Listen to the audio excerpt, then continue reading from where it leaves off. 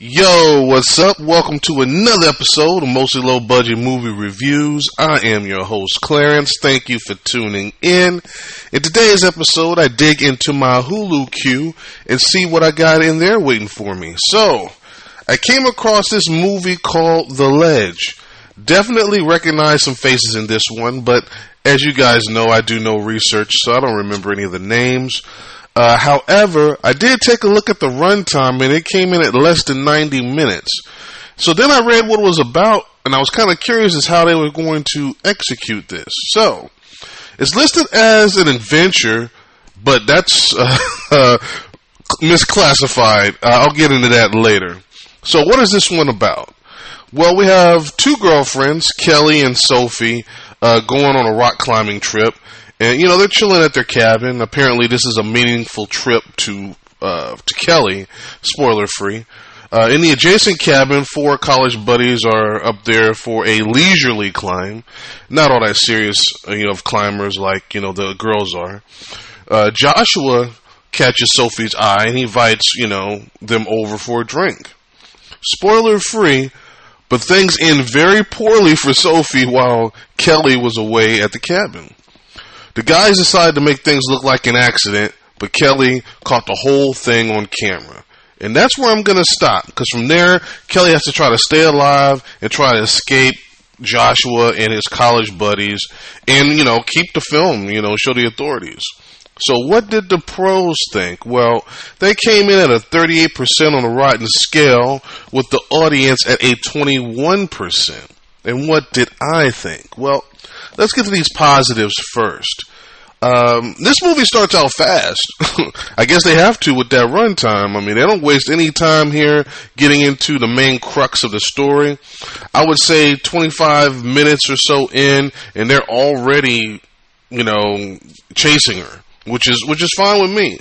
They gave us, enough information of what we needed. No fluff. Let's just get to it. Cool. I also liked the potential here. It's a chase movie, or at least that's how they set it up, but with a mountain climbing element, which should set up, I thought some pretty cool, maneuvers and stuff. More on that later. Even though this takes place outdoors, it still felt a little claustrophobic to me. Again, I keep saying more on that later. I'm going to get into that later. About the genre.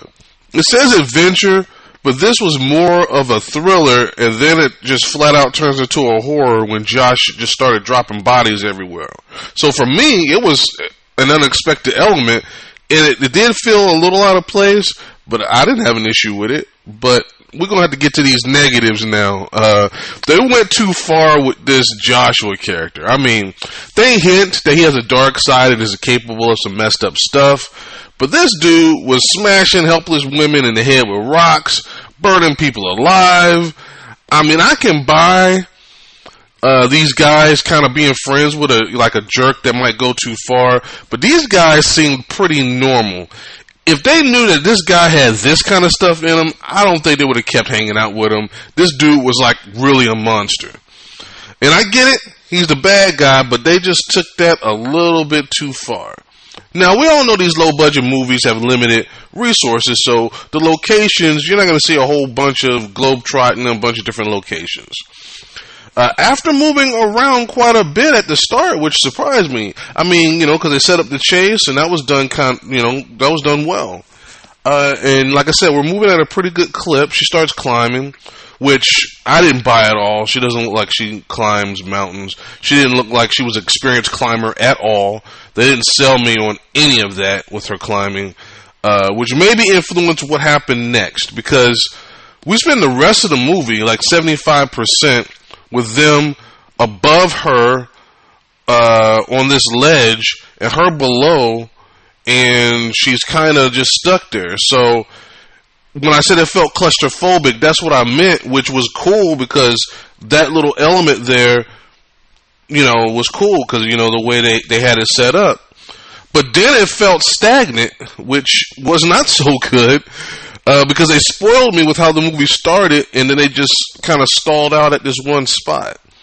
Now, I wanted to see like a chase with them climbing rocks and some tricks and her narrowly escaping some things and things like that. That's what I thought I was going to get. But I think maybe the budget, but I take that back. Not only the budget, but maybe her skill level as not only an actress, but as, to try to pull off the stunts made it impossible to maybe shoot what they really wanted to. Anyway, I don't want to beat this one up too much. Let me bottom line this one for you. Did I enjoy it? And actually, I will say almost, but not enough. I like this one more than the critics and the audience. I'm going to put this one right at a 45% on the rotten scale to stay consistent. I was all in with that first act of the movie, and I thought I was in for like a wild ride. It was going to be unrealistic, but I was here for it. They quickly parked the movie at this cliff and ledge thing, and they never moved. I guess I should have known by the title of the movie, and that's where we were stuck for the rest of the movie. And it's too bad because it had a lot of potential. Now, the Joshua's character was really dark, and he was way too dark for this type of movie, so it felt really uneven. Normally, the villain in this type of movie, it's, where there's an accident, things just go too far and they try to, fix things or cover it up or whatever.